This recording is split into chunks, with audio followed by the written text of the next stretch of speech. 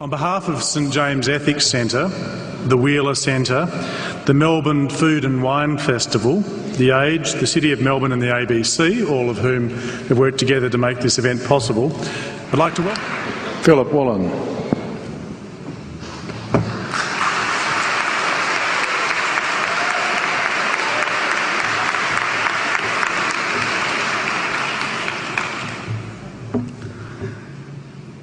King Lear, late at night on the cliffs, asks the blind Earl of Gloucester, "How do you see the world?"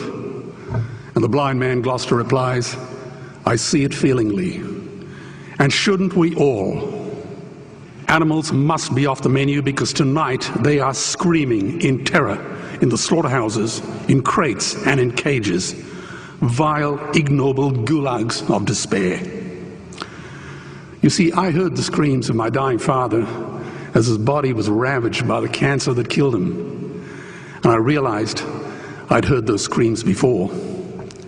In the slaughterhouse, their eyes stabbed out and their tendons slashed, on the cattle ships to the Middle East, and the dying mother wail as a harpoon explodes in her brain as she calls out to her calf.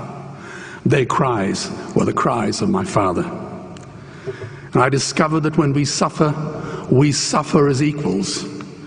And in their capacity to suffer, a dog is a pig, is a bear, is a boy. Meat today is the new asbestos, more murderous than tobacco. CO2, methane and nitrous oxide from the livestock industry are killing our oceans with acidic, hypoxic dead zones. 90% of small fish are ground up into pellets to feed to livestock.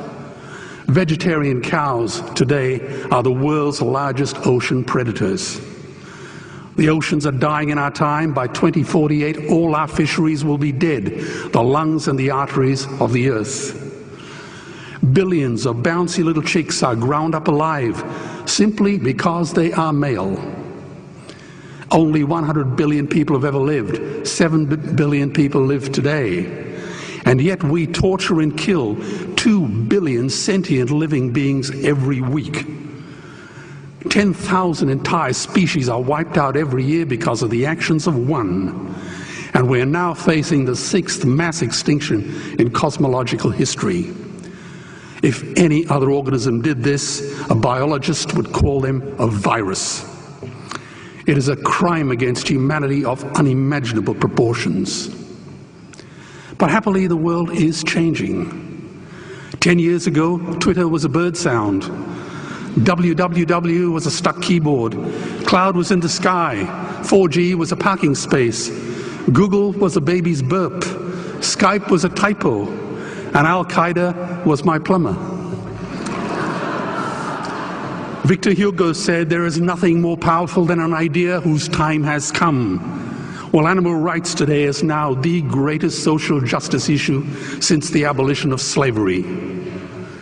Do you know there are over 600 million vegetarians in this world? And that is bigger than the United States, England, France, Germany, Spain, Italy, Canada, Australia, New Zealand, all put together. If we were one nation, we would be bigger than the 27 nations of the European Union. Can you believe that? And despite this massive demographic footprint, we are still drowned out by the raucous hunt and shoot and killing cartels who believe that violence is the answer when it should not even be a question. Meat kills animals, kills us, and is killing our economies. Medicare has already bankrupted the United States. They will need $8 trillion invested in treasury bills just to pay the interest, and they have precisely zero. They could shut down every school, Army, Navy, Air Force, Homeland Security, Marines, CIA, and FBI, and they still will not have the money to pay their doctor bills. And our Cornell and Harvard say that the optimum amount of meat in a healthy human diet is precisely zero. Water, as you know, is the new oil. Nations will soon be going to war for it. Underground aquifers that took millions of years to fill are now running dry. It takes 50,000 liters of precious drinking water to make 1 kilo of beef. Today, 1 billion people are hungry. 20 million people will die from malnutrition. Cutting meat by only 10% will feed 100 million people, and eliminating meat will end starvation forever.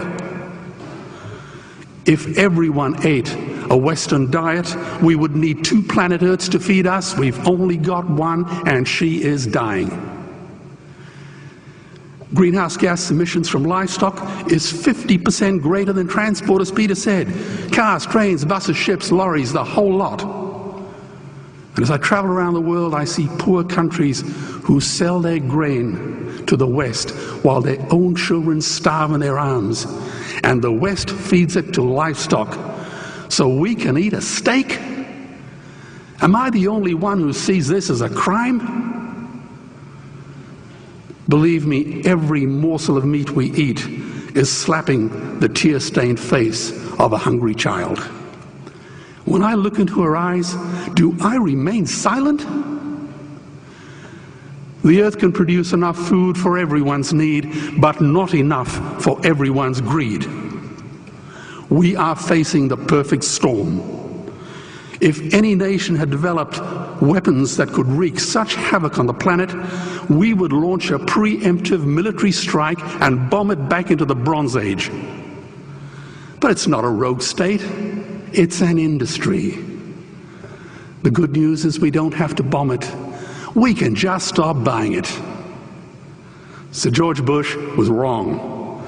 The axis of evil does not run through Iraq, Iran, or North Korea.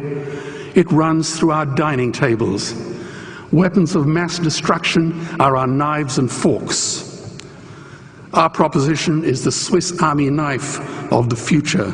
It solves our environmental, water, human health problems and ends cruelty forever. The Stone Age didn't end because we ran out of stones. This cruel, disgusting industry will end because we run out of excuses. Meat is like the 1 and 2 cent coins. It costs more to make than it's worth.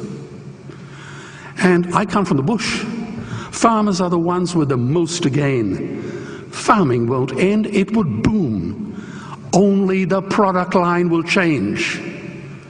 Farmers would make so much money they won't even bother counting it, and I'd be the first to applaud them. Governments would love us. New industries would emerge and flourish. Health insurance premiums would plummet.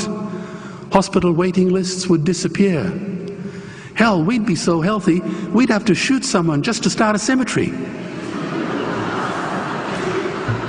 So tonight I have 2 challenges for the opposition. 2 challenges. Meat causes a wide range of cancers and heart disease.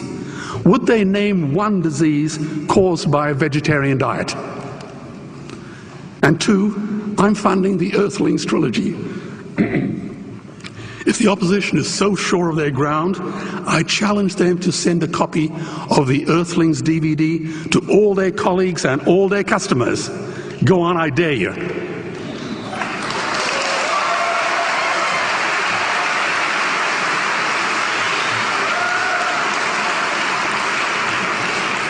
Animals are not just other species, they are other nations, and we murder them at our peril. The peace map is drawn on a menu. Peace is not just the absence of war, it is the presence of justice. Justice must be blind to race, color, religion, or species. If she's not blind, she will be a weapon of terror. And tonight, there is unimaginable terror in those ghastly Guantanamos we call factory farms or slaughterhouses. Believe me, if slaughterhouses had glass walls, we wouldn't be having this debate tonight. You see, I believe another world is possible. And on a quiet night, I can hear her breathing. Let's get animals off the menu and out of these torture chambers. Please vote tonight for those who have no voice. Thank you.